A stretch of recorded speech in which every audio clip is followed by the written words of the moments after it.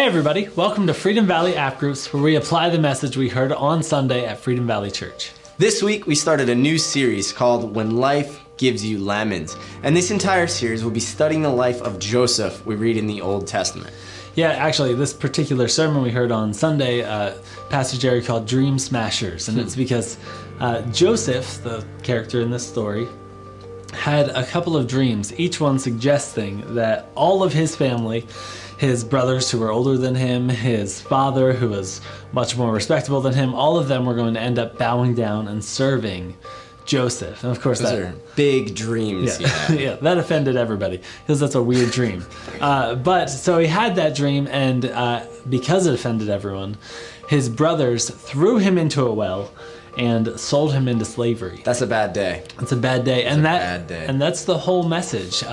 Pastor Jerry also brought up that the Bible says God was with him throughout all of that. Yeah, and the New Testament repeats that in Romans 8:28, as Pastor Jerry actually let us know. And we know that God causes everything to work together for the good of those who love God and are called according to his purpose for them.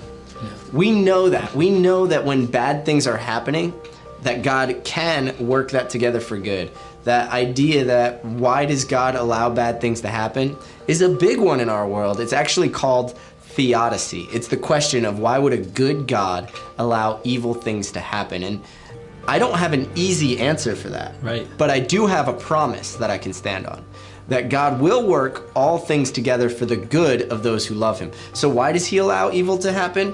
There's a lot of complicated answers and we can talk about that. But the truth is, it doesn't matter because I can trust that he'll work those evil and bad things together for my good somehow. And when we're trusting God in our hardest moments, that's when we kind of discover who we really are. Yeah.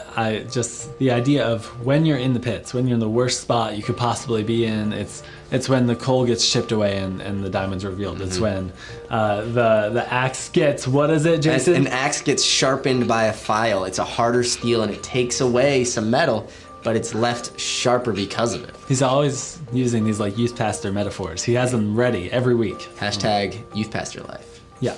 Anyway, so when you're in a hard moment, it kind of creates who you are. Mm-hmm. You get to discover what you're made of, your metal. And I want to encourage you guys tonight, as you're in your groups, talk about some hard moments that have shaped you and how they've helped or hurt to create who you are today. Yeah, and no one wants bad things to happen. Nobody wants difficult times.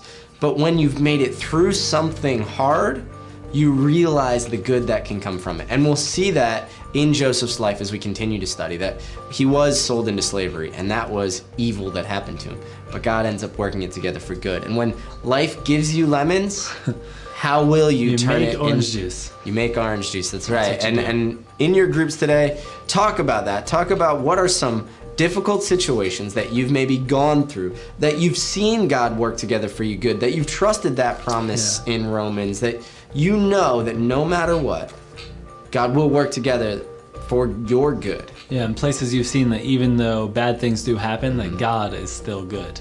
Yeah. So I hope you guys have a great discussion tonight. Thanks for stopping by.